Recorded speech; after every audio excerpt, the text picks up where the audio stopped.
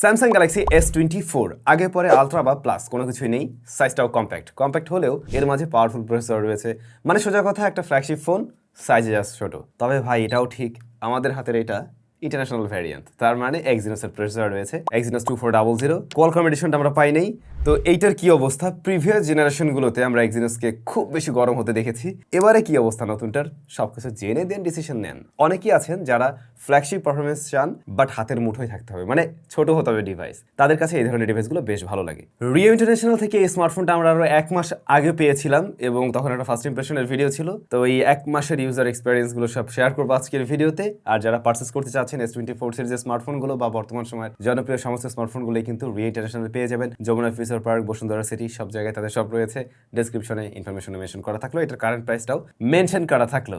স্মার্টফোনটির ওজন 168 গ্রামের মতো এবং সাইজ যেহেতু ছোট, এক হাতে নিয়ে খুব সহজেই ব্যবহার করা যায়। আর S24 আলট্রাতে যেমনটা আমরা দেখছিলাম কর্নারটা খুব হাতে লাগে, এটার ক্ষেত্রে কিন্তু তেমন ভাবে লাগছে না। এটার বডি ফ্রেমটা আর্মর অ্যালুমিনিয়াম দিয়ে তৈরি, টাইটানিয়াম এখানে নেই, থাকলে আরো ভালো হইতো। রিয়ার প্যানেলে কর্নিং গরিলা গ্লাস ভিক্টাস 2 এর প্রোটেকশন রয়েছে, সামনেও সেম প্রোটেকশন থাকছে। বডি ফ্রেমে 3.5 মিমি হেডফোন জ্যাকটা আপনি পাচ্ছেন না আর কি। প্রিভিয়াস জেনারেশনের মতো হুবহু সেম টু সেম ডিজাইন এসছে, এখানে আলাদা করা যাচ্ছে না, আবার অনেকটাই মিল রাখে। আইফোন একটা ভাইব দেয় আর কি। IP68 এর রেটিং থাকছে, হালকা পাতলা পানি বা পানির 1 মিটার গভীরে গেলেও সমস্যা নেই।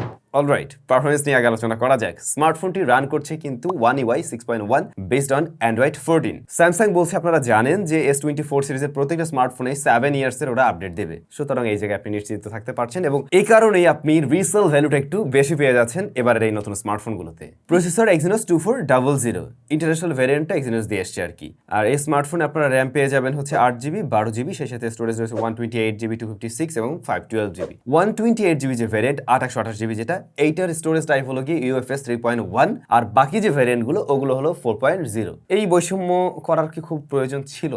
না করলেই হতো। এবার জাতির প্রশ্ন, ভাই এই প্রসেসর কি সে আগের মতো গরম হয়? জি হ্যাঁ হয়, তবে প্রিভিয়াস জেনারেশন থেকে এবারে বেশ কিছুটা বেটার করতে পারছে, কারণ ওরা আগের চাইতে আরো বড় সড়ো ভেপর চেম্বার কুলিং সিস্টেম এখানে ব্যবহার করছে, যে কারণে থ্রটেলিংয়ে আগের মতো অতটা বাজে রেজাল্টও দেয় নাই আর কি, তার থেকে বেটার রেজাল্ট দিচ্ছে। ডে টু ডে টাস্কগুলো সামলাতে গিয়ে কিন্তু এই ফোনটা খুব বেটার হিট জেনারেট করে না। আপনি এট এ টাইম বেশ কিছু অ্যাপ্লিকেশন নিয়ে কাজ করতে পারবেন, মাল্টিটাস্কিং করেন, যা করেন, র্যামের উপর একটু বেশি প্রেশার দেন, হেভি ইন্টারনেট ব্যবহার করেন, তাতে করে দেখবেন যে এটা খুব একটা হিট জেনারেট করছে না। গরমটা হয় গেমিং টাইমে মূলত, এর বাইরে খুব একটা এটা হিট জেনারেট করছিল না। প্রিভিয়াস জেনারেশন থেকে 1.5x larger vapour chamber cooling system এখানে ওরা ব্যবহার করছে আর কি। ওয়াইল্ড লাইফ স্ট্রেস টেস্টে 42°C পর্যন্ত চলে এসেছিল এই স্মার্টফোন, যা হাতে বেশ ভালো রকমের একটা ফিল দেয়, যেহেতু মেটাল বডির ফোন, গ্লাস ব্যাকের ফোন। আর পাবজি, তারপর আমরা এদিকে ট্রাই করছিলাম গেনশন ইম্প্যাক্ট। পাবজির ক্ষেত্রে স্মুথ 90 FPS প্লে করলাম আমরা আধা ঘন্টা এবং দেখলাম এটা মোটামুটি 40-41°তে চলে এসছে। তখন এটার ফ্রেম রেটটা একটু ওঠানামা করছিল, যেমন 84 থেকে 89 এর মাঝে ঘোরাফেরা করছিল। যদি অ্যাভারেজ বলেন এটা মোটামুটি 86 এরকম ধরে নিতে পারেন আর কি, 86 ফ্রেম রেট পাবেন। ল্যাগ স্ট্যাটারে দেখা অবশ্য এই সময় পাইনি, মোটামুটি স্মুথ রেজাল্টই পাওয়া যাচ্ছিল। অন্যদিকে গেনশন ইম্প্যাক্টে হাইয়েস্ট সেটিংসে আমরা দেখছিলাম এইটা মোটামুটি 51 থেকে 58 এর মাঝে ঘোরাফেরা করে, অ্যাভারেজ বলতে গেলে 56। তো তখনও হিট জেনারেট মোটামুটি ভালোই করছিল, 42°র কাছাকাছি চলে আসছিল। তো ফোনটা একটু গরম হয়, মাঝে মধ্যে হালকা পাতলা স্ট্যাটার পেতে পারেন, আর ফ্রেম রেটটা একটু এরকম ওঠানামা করে আর কি। গেমিংয়ে এর চাইতে বেটার রেজাল্ট দিচ্ছিল কোয়ালকম স্ন্যাপড্রাগন 8 Gen 3 এবং তুলনামূলকভাবে এর চাইতে কম হিট জেনারেট করে। এআই এর ফিচারগুলো কিন্তু আপনি S24 এ ব্যবহার করতে পারছেন, যেমনটা আমরা S24 আলট্রাতে ব্যবহার করতে পারছিলাম। হ্যাঁ, এটা তো সেম ফিচারগুলো পেয়ে যাচ্ছেন আর কি। ক্যামেরা রিয়ারে 3টা মেইন শুটার 50 মেগাপিক্সেল, যেখানে ওয়াইএস পাচ্ছেন। পরবর্তী শুটার হলো 10 মেগাপিক্সেলের, যেখানে আপনারা 3x অপটিক্যাল জুম পাবেন। পরবর্তী শুটার আলট্রা ওয়াইড 12 মেগাপিক্সেলের, ফ্রন্ট ফেসিং ক্যামেরাটাও 12 মেগাপিক্সেলের। ক্যামেরা এক কথায় বলতে গেলে ভালো রেজাল্টই দিচ্ছে, তবে যদি কম্পেয়ার করতে চান S24 আলট্রার সাথে, তাহলে হ্যাঁ ওইটার সাথে পেরে উঠবে না, ওটা থেকে কিছুটা পিছিয়ে থাকছে অবশ্যই। বাট এখানে আমরা স্যামসাং এর সেই যে কালার সেন্সটা সেটা দেখছি, ওদের যে টোন সেটা ধরে রাখছে, বেশ ব্রাইট টাইপের ছবি দিচ্ছে, ডাইনামিক রেঞ্জ খুব ভালো ছিল, তারপর শার্পনেস ডিটেলও বেশ ভালোই দিতে পারছে। লো লাইটেও নয়েজ গ্রেন কাট করে সুন্দর একটা ছবি দেওয়ার ট্রাই করে। এর নাইট মুড যেখানে আমরা ভালোই ডিটেল পেয়েছি এবং হাইলাইটটাকেও বেশ ভালোভাবে ব্যালেন্স করতে দেখছি। হ্যাঁ, ডে লাইটের তুলনায় কালার একটু স্যাচুরেটেড দিকে নিচ্ছে আর কি। স্যামসাং নিয়ে এতক্ষণ আলোচনা করছে, ওদিকে পরে আছে ওনার একটা টি শার্ট, এটা কিছু হইলো মেইনটেইন করবে কিনা কে জানে। যাই হোক, 10 মেগাপিক্সেলের 3x অপটিক্যাল জুম লেন্সটা কাজের, ইভেন 3x এ জুম করে নিয়েও সেই ছবিগুলো ব্যবহারের একদমই উপযোগী ছিল। কোনো ধরনের ডিটেল লস ছাড়াই সেই ছবিগুলো আপনি ব্যবহার করতে পারবেন, তবে কালারের মাঝে কিছুটা তফাৎ রয়েছে যদি কিনা আমরা মেইন ক্যামেরার সাথে কম্পেয়ার করতে যাই। বাট এই 3x জুম লেন্সটা আপনার কাজে লাগবে বিশেষ করে পোর্ট্রেট মোডে। পোর্ট্রেট মোড ভালো ছিল, যদি আমরা 5x এর মজাটা মিস করছি যা আমরা S24 আলট্রাতে পাচ্ছি, বাট স্টিল 3x আমার কাছে মনে হয় গুড এনাফ। এবং 3x 2x এই ফোকাল লেন্থে তুললে পরে আপনি দেখবেন যে আমাদের বডি শেপটা পারফেক্টলি পাওয়া যায়, আরো সুন্দর লাগে দেখতে। এজ রেজোলিউশন ভালো ছিল, ব্যাকগ্রাউন্ড ব্লারনেসও কিন্তু আমাদের কাছে আর্টিফিশিয়াল লাগেনি, আবার স্ক্রিন টোনটাও বেশ সুন্দরভাবে প্রেজেন্ট করার ট্রাই করে। ওভারঅল এর পোর্ট্রেটের ছবি আপনার কাছে মনে হবে একদম social media ready type, just post করে দিলেই চলবে, এডিট করার প্রয়োজন নেই। 12 মেগাপিক্সেলের আলট্রা শুটারও আপনাকে সন্তুষ্ট করবে, এটারও ডিটেল আমরা ভালো পেয়েছি। এটাতে কন্ট্রাস্টের পরিমাণ একটু বেশি মনে হয়েছে, একটু কালার বাড়িয়ে দিচ্ছে, শ্যাডোর দিকে ডিটেল একটু কম থাকে যদি মেইন ক্যামেরার সাথে কম্পেয়ার করেন, বাট ম্যাক্সিমাম মানে এরকম প্রাইস পয়েন্টের অনেক ব্র্যান্ডের আলট্রাওয়াইড থেকেও বেটার রেজাল্ট দিচ্ছে আর কি, ইভেন লো লাইটের দিকেও। এর ফ্রন্ট ফেসিং ক্যামেরাটাও ভালো লেগেছে আমাদের কাছে। ফ্রন্ট ফেসিং ক্যামেরা 12 মেগাপিক্সেলের, যা প্রপার লাইটিং কন্ডিশনে ভালো শার্পনেস ডিটেল ধরে রাখতে পারে। ইভেন একদম হার্শ লাইটিং কন্ডিশনে দেখছিলাম ডাইনামিক রেঞ্জও বেশ ভালো দিচ্ছে, এক্সপোজার ব্যালেন্স ঠিকঠাকভাবে করতে পারছে। লো লাইটের দিকেও খুব একটা সফট করছিল না এর ফ্রন্ট ফেসিং ক্যামেরা।